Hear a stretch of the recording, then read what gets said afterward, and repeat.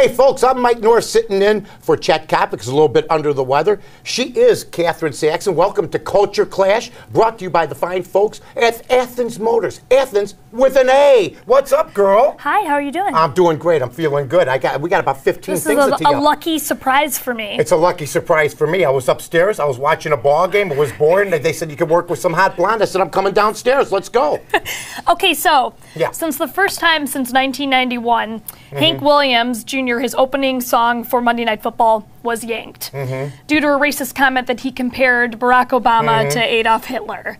So I'm thinking that this was the right thing to do. If you're going to make a comment, a racist comment, obviously comparing Adolf Hitler to our president, your song is going to be yanked. Yeah, do you think before they went out on a blitzkrieg, they yelled, "Are you ready for some Hitler?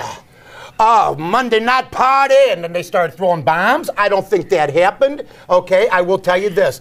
Anytime you mention that man's name, okay, you got a problem if you're in a serious tone of voice, and there really is no really good time to really mention his name. Now, I know that Jordan tried the Hitler mustache, as Larry David said, for a while, like for about 2 days, and then they said, you know Which who wore doesn't that work either. Yeah, they said, you know who wore that mustache? Maybe you take it off and, you know what, get rid of it, because the most despised man in the history of the world wore it, and his name began with an H, okay, and it ended with an R, and we all know the middle letters, so you know what? It was a bad move by Hank Williams. Now, is he fired for good?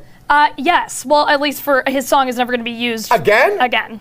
Wow. So I mean, it's yanked, which is sad. I mean, well, it's been used since 1991. You and offend America, you offend the Jewish people, you offend a lot of people. And you're everybody. And you're associated with the NFL, obviously, so they need to watch their backs. When he came in maybe 2 days a week, 2 days out of the whole year, and said, you know, did a song or inserted Tampa Bay versus Philly, and then the next day he'd go, what do I have to do today? Oh, Dallas versus Washington. He did that and got millions of dollars, and he made a stupid mistake, and maybe that's why some people should stay off talk shows. Well, Corey and I were talking before, and he said, well, I'm sure you got nothing but fairness out of him. Totally. That he's, you know, an 80-year-old drunk country singer. We shouldn't have such high expectations, but...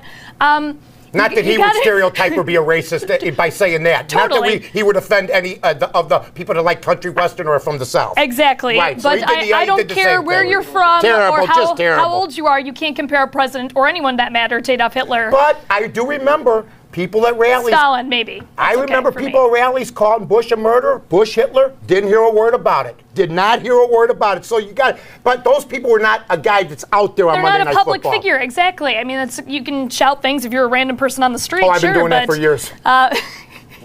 Okay, moving on. Yeah. Martha Stewart may be considered, you know, a domestic goddess by a ton of her fans, but her daughter just came out with a tell-all book. Her daughter, who is 46 years old, her name's Alexis, and the book is titled Whateverland. And in this book, she has some, you know, revealing stuff about her mom, that her mom goes to the bathroom with the door open. Get out of here. I mean, can you believe this? Unbelievable. And cooks a souffle while she's sitting on the toilet. At the same time. Impressive. Yes. That she lets the dogs go to the bathroom in the house. In the house? And I'm thinking... In the front room? I mean, she didn't specify which room, but okay. I'm thinking, are these the most traumatic things that happened to you as a child? She also criticized her mom's parenting skills and said that if she did anything that was imperfect, she'd have to redo it again, and then her mom held a glue gun to her head. So I feel like if this were my daughter, I'd wash her mouth out with soap. So they skipped the part where she challenged the United States government, basically challenged the Securities Commission, and ended up going to jail because she said she was basically right about something that she was wrong about. She gambled and went to jail. They bring that up at all? Did they happen to bring up that she went to prison? This is your tell-all book? Yeah. The best part about this is that she dedicates the book to, guess who? Her mom, Martha Stewart. Well, you know, I got to say this. My mother was crazier than that. I mean, believe me. Who's what? I mean, first of all, whatever happened to, you know, family loyalty, but that's the best you can come up with? My 81-year-old... Your mom went to jail. My 81-year-old mother leaves the door open when she goes now, yells yeehaw, and says, Who hey, cares? I feel like I'm Italian. I don't know what that means. Your mom held a glue gun to your head? I mean... Oh, no, more than that. And no, then she called that's the what old she man, said and there was a contract put out on me. Believe me. So, I mean, you know what? Martha Stewart, that's a tell-all book. I'm not going to buy it. I'm not going to read it. I don't think never we should got her bring it up anyway. ever again. Exactly. And on to people with real problems, Right. Amanda Knox. Oh, I still don't know who killed that poor girl, and there's 3 people in the room. She said the one guy killed, the guy that was in there killed her. He's, you know, somewhere You mean else. the I bar don't know where owner? he's at. Yeah, wherever. I mean, this girl's just walking away going, take care. Now, I don't know if she murdered her. But she was there, and she knows what happened, and there's not a whole lot of information forthcoming. But thank God she got out of it if she didn't do it.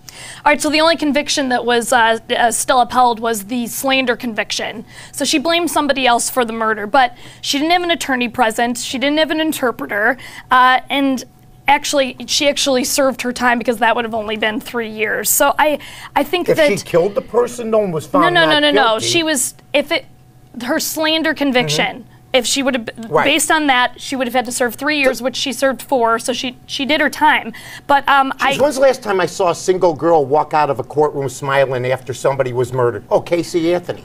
Okay, I'm just checking. I mean, it seems to be the single girls are on a hot streak right now, walking out of jail after issues. In fact, in the same room. Hey, I'm glad she got out of it. She didn't do it. They said sloppy DNA. The prosecution. Yeah, I mean, the badly. DNA was incorrect, and their biggest part of the conviction was the slander charge. And if you're in a court, if you're surrounded by policemen, and they could possibly, convince you to sort of sway one way or the other, or say, okay, maybe he did it. We do know, Cass, she was in the room.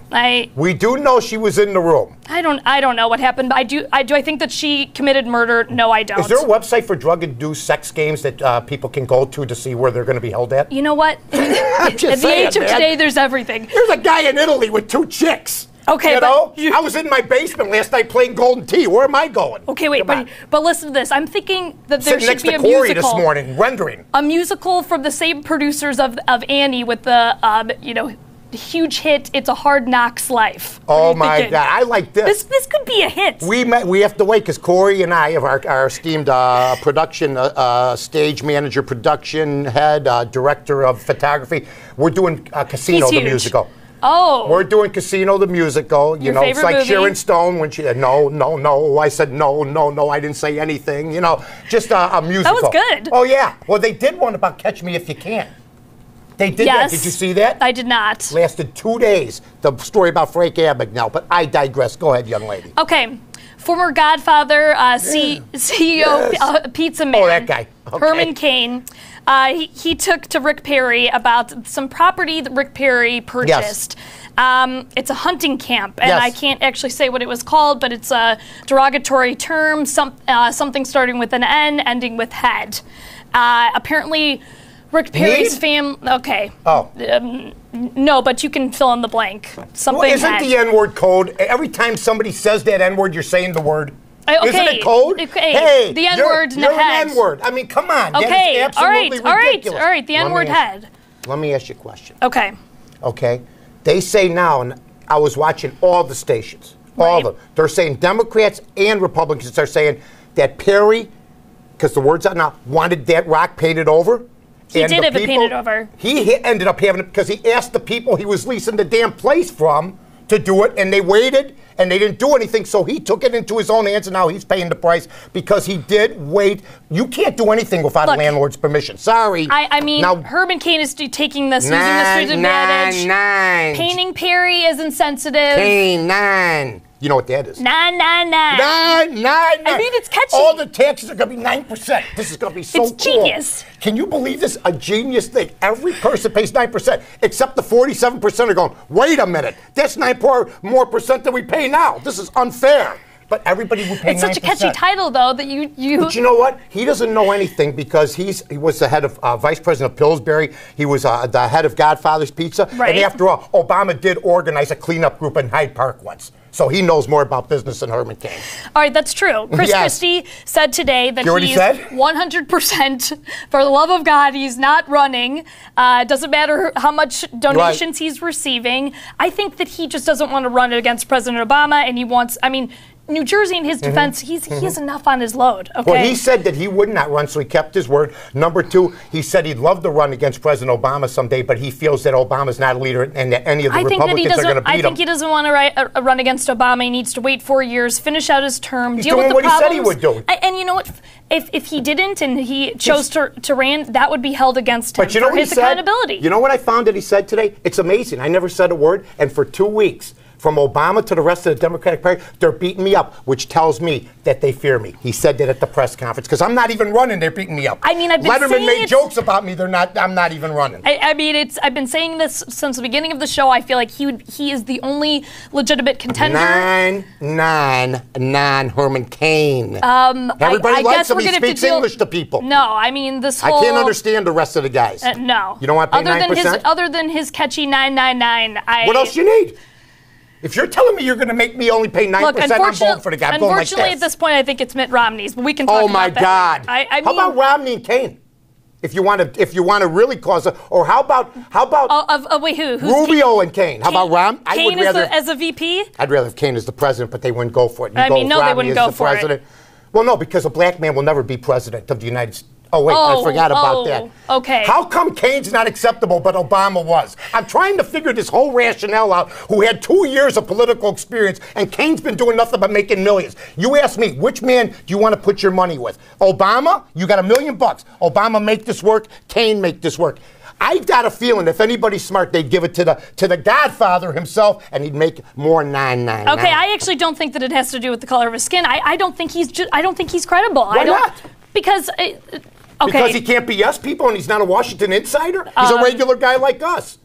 Well, like who me. doesn't know anything about politics? What does he know about foreign affairs? I mean, he'd get in there and he would be deer in the headlights. Obama knew nothing about foreign affairs. He's one of our great presidents of all time in foreign affairs. So let's elect somebody who has even less experience in politics. Well, wait. We don't care about foreign affairs. We care about the 51 million that are unemployed. You think that they want to come home? They want to work. I'm just saying, foreign affairs is something you got to deal with. You're president of the United States. It's a part of your job description. What was Obama's experience in foreign affairs? Just read what Cheney and Bush wrote down and do the same thing. Okay. Woo!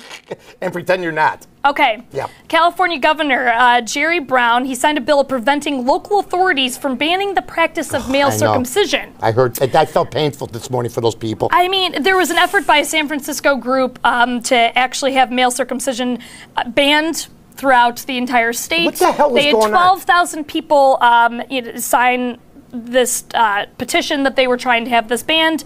I'm happy that it didn't. I am too. Through. I think most people are happy, but you know that just tells you all you need to know about California. From earthquakes to 35, 40-year-old nuclear reactors to now the circumcision thing. Don't they have better things to do with their time? And they're probably going to have an investigation. They're going to have a congressional hearing on it. It will cost the taxpayers millions of dollars in California, and they're already bankrupt. Woo!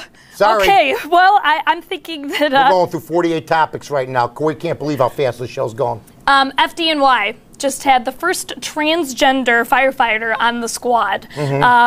He's described as blonde, tall, and her name is Brooke.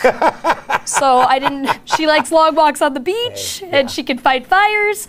No, I mean, all jokes aside, I think that this is great for the FDNY, and you're sort of seeing this... Every guy, I'm sure, is thrilled. And every woman, too. I bet you they're thrilled to tell their children that they work with a transsexual in the fire department. And they want their children someday to grow up and be just like them. I think it's positive for the FDNY Absolutely not. I don't think it is. Why? It says man or woman. It says man or woman on the application. Right. What are you going to put down for her? Or him? Or her? Or him? That is such an ignorant statement. No, it isn't. Hey. Who cares? I think to be called ignorant because you don't want a transsexual on the fire department would be a little bit of a stretch. Hold on, will you let me finish? Yeah, I think it should be. Can you fight fires? That should be part of your job description, okay? And there should be male, female, or transgender. Do whatever you want. This country's doing great. I'll let you youngsters have this thing because so far the last 10 years have been the greatest in this country's history, and you kids got a lot to look forward to. Thank you for that.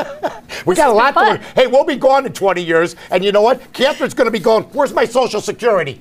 Where's my Social Security? Oh, Mike told me about this. I'm already worried about that. Absolutely, and you're what? You're a child, basically, a youngster. Okay, well, guys, thank you for joining us. I really appreciate the fact that Mike North was able to substitute in with us today. I'm Catherine Saxon. I didn't notice the skirt. I didn't know. I thought you were wearing a pants. It's a dress, but, you know, I'm glad that you took notice. Hey, I'll tell you what. Thanks to Athens Motors. Thanks to everybody for watching. On behalf of Catherine Saxon, I'm Mike North sitting in for my buddy Chet Kopic. You guys have a great week. We'll talk to you next week. On Culture Clash. Yeah.